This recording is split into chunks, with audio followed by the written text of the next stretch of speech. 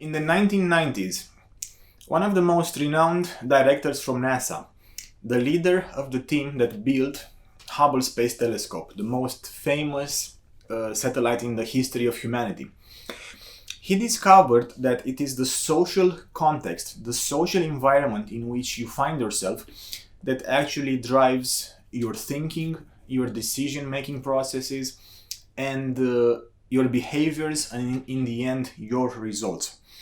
So it is the atmosphere in which we work, in which we live, the atmosphere created by the people we surround ourselves with, that actually drive the results, that actually drive the outcomes of our labor, of our work, and even our hopes, our dreams, our aspirations, and our desires will come true or not, depending on the social environment, the social context that we have around us.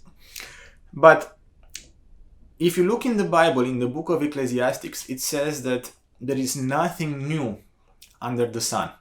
So if I take you back thousands and thousands of years ago, when God first created everything in this earth, in this universe, it says that the Bible says God said, "Let the earth produce the trees, the vegetation, the flowers, and everything."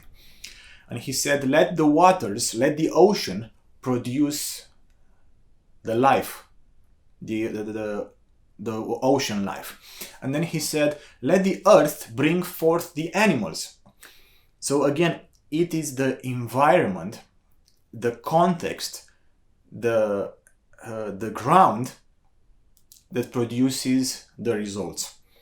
Now, when he created us, when he created man, God did not speak, "Let the earth produce," or "Let the oceans or the waters produce or bring forth," but he spoke to himself. He said, "Let us make man in our image and likeness."